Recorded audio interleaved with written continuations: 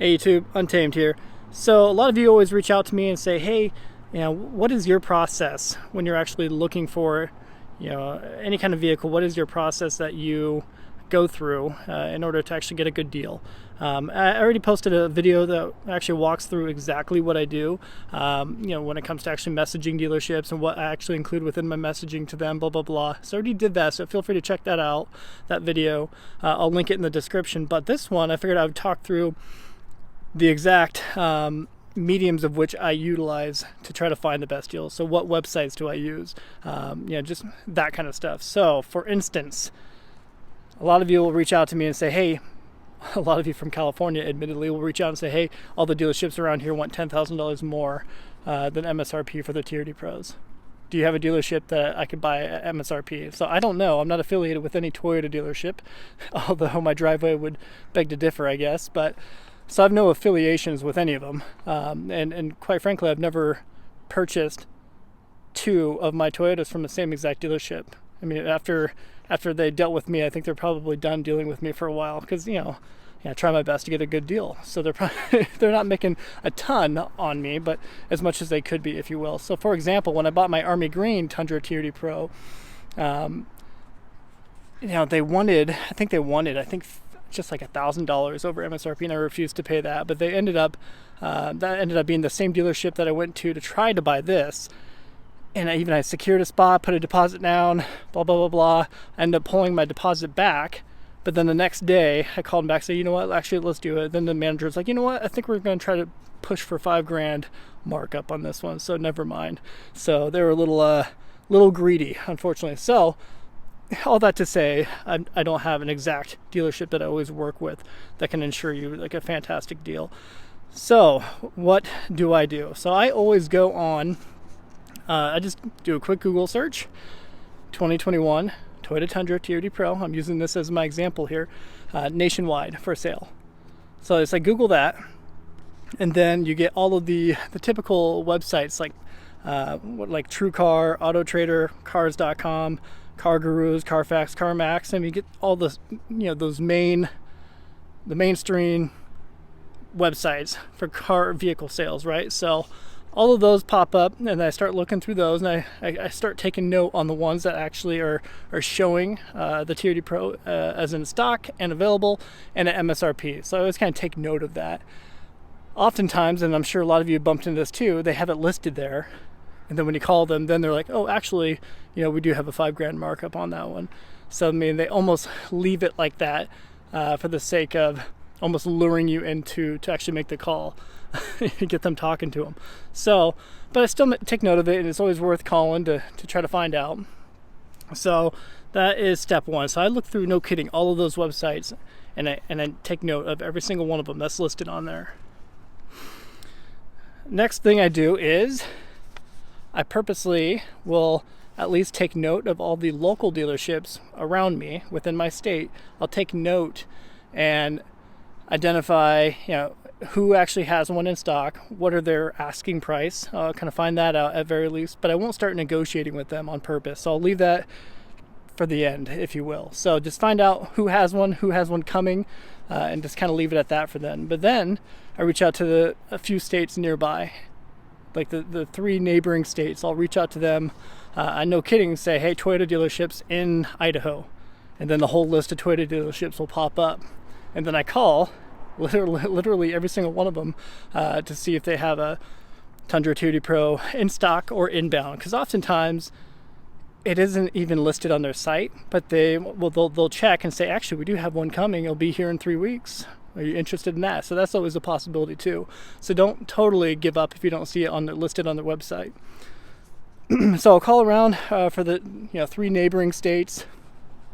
I'll try my best to see what the best deal is, and I tell them too and say, hey, I'm calling out of state, but I'm purposely trying to find the best deal. I don't tell them I'm going to finance. I don't tell them I'm going to pay outright. I purposely leave that to the end because you get a little bit of incentive if you were to finance. So you kind of leave all your incentives, keep your cards hidden until the very end, if you will. So find out, no kidding, what their best sale price is. If you're the type that goes in there worrying about what your payment will be, that's a fail. So don't focus on your payment. focus on the actual sale price of the vehicle, because that's what you're paying. You know, I mean, if you know a difference of $50, $60 in your payment is going to make a huge difference, you probably shouldn't be buying this type of vehicle, in my opinion. But we'll leave that discussion for another time, perhaps. So after I've called the neighboring states and you know, I got my best 1 or 2 deals hip pocket, then I, no kidding, start calling nationwide.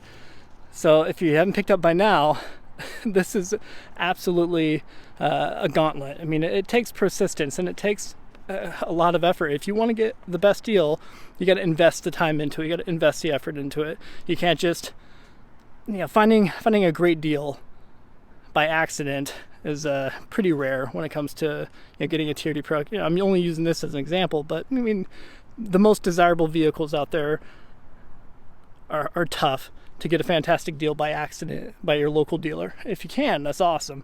Power to you. It's just tougher to do is all. So then I'll start calling nationwide. I'll identify the ones that, you know, are listed at MSRP again. Just oftentimes in the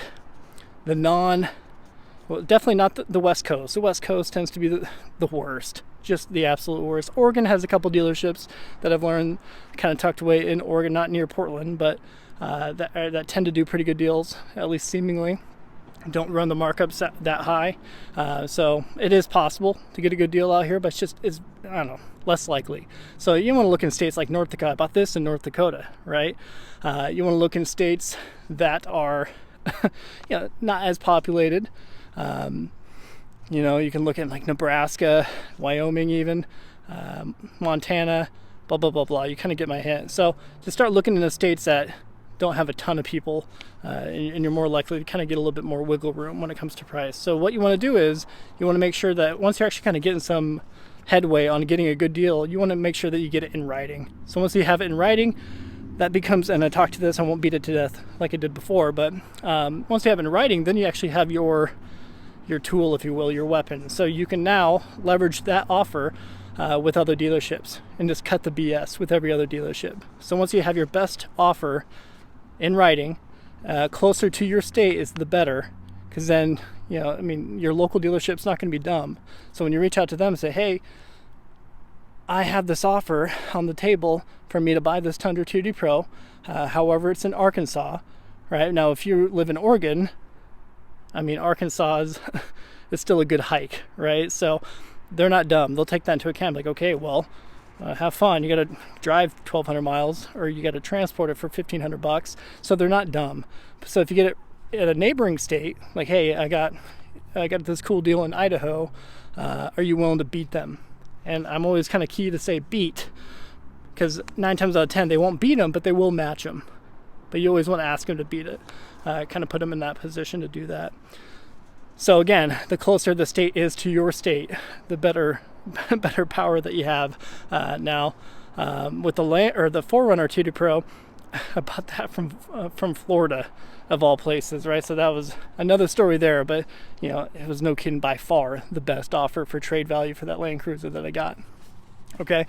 So you get your best offer in writing, then you can start leveraging that with your local dealerships. And that's why you purposely don't want to engage them immediately right from the beginning, because then once you do engage them for the first time, you say, hey, you know, I got this offer in writing. Are you willing to beat them? I'd much rather work with you because they're in my backyard. You know, and I drive by every day on my way to work, and I hear great things about your dealership, blah, blah, blah, blah. So you can kind of tell them that stuff and see what they think. So that is the bulk of it. And I kind of walk through that a little bit more in detail within my quote unquote how to negotiate a vehicle deal video, if you guys recall that one. So yeah, so a lot of people also don't do the following thing, and that is use Facebook Marketplace. Now, Facebook Marketplace is like, it's almost like a hidden gem, if you will, and you know, and I've used that to buy a couple of my vehicles in the past. I almost bought an FJ Cruiser Trail Teams 2012, but I ended up buying the Voodoo Blue 4Runner TRD Pro instead. I found both of them on Facebook Marketplace. So what you do within there, this might be a no-brainer, but you go in there, you change your location to other spots. That's all you're doing. So you're moving your actual location around the map. And then obviously you move it to like popular cities, if you will, like Kansas City or whatever, Oklahoma, blah, blah, blah, blah. So like, again, you're kind of looking in those little bit more sparse places, but still the bigger cities within those locations. And then you might be surprised in what you find. So definitely consider doing that. What else? Got a couple little notes here. Forums. So this is actually how I bought my 2013 FJ Cruiser Trail Teams, the one with 22,000 miles, if you guys recall. So I didn't just go on there and look at the classified section. It, like, no kidding, took digging. And if you dig and you actually do keyword searches on there, you can find people talking about whatever it is you're looking for. And even if you find people, like my example is super weird, because the gentleman who was selling my FJ that I bought, he had just commented on somebody else's FJ that they had bought and they shared photos of. He said, "Oh, this is awesome. I'm actually looking to sell mine soon. I'm up here in Oregon." So, like, that was just kind of a rare circumstance where someone had, mentioned that they were going to sell theirs soon, and they said that how many miles they had on it. And then of course you just reach out to them individually and say, "Hey, I saw your comment at my time, it was a month back. I said, hey, did you end up selling your FJ? And if not, can I get a little bit more details?" And then that started the conversation, and well, you guys know how that turned out. So utilize the forums and kind of get a little creative with it. What else? So, those are the biggest things I wanted to walk through. It's just really utilizing each of those main websites, like I talked about, TrueCar, AutoTrader, Cars.com. Use them all. Take note and call on each of them. Get ready for your phone to be blown up for about a month, if we're being honest with each other. So for about a month, you're going to get different salesmen, different dealerships calling you, asking if you're interested, or if you're still interested, and continuing to hound you. So get ready for that.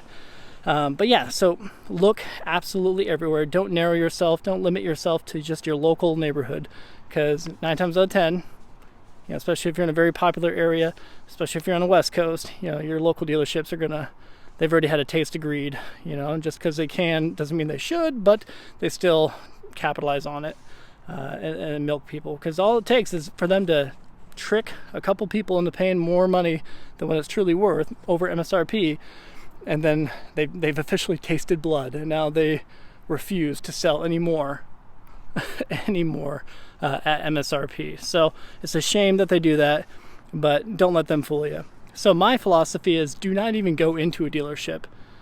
Don't even go in there. Don't even set foot in there. Don't let them sit you down and, okay, let me talk with my manager. And don't let them start that dialogue with you, because then before you know it, you're in there for 2 hours.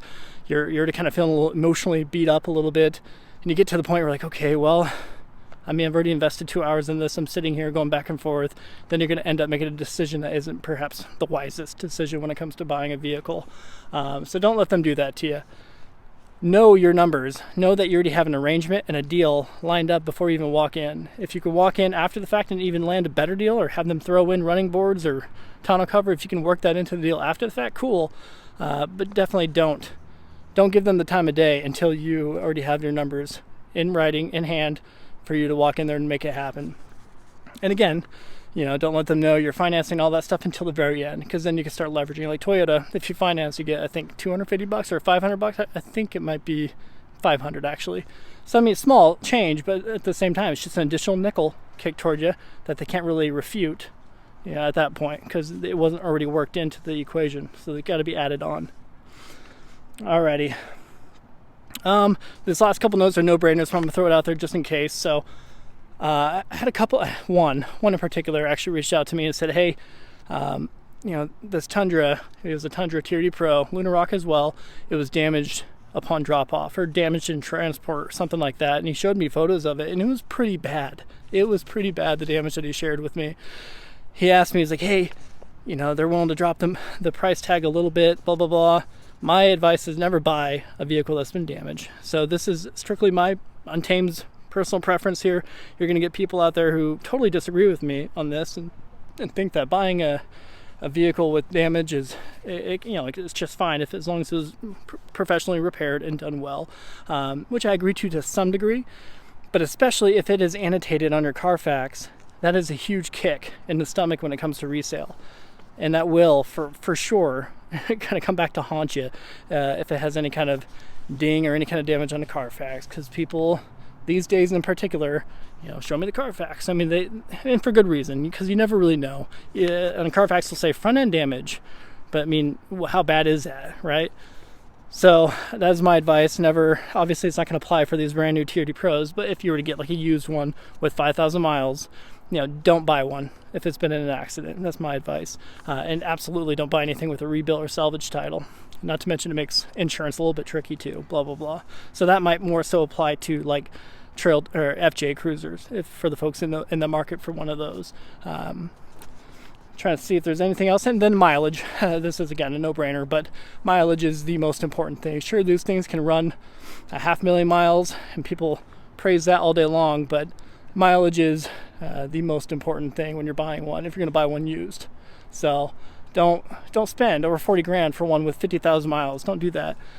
You know, I personally think it's smarter to buy a brand new TRD Pro versus a lot of the used ones on the used market, because the used market is so high.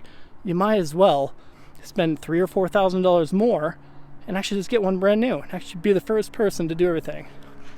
So, all right. Well, I've already made the video plenty long, but I wanted to kind of share that, my thought process on swooping up a new vehicle. Hopefully some of you find this helpful. And as always, I appreciate you watching. Till next time.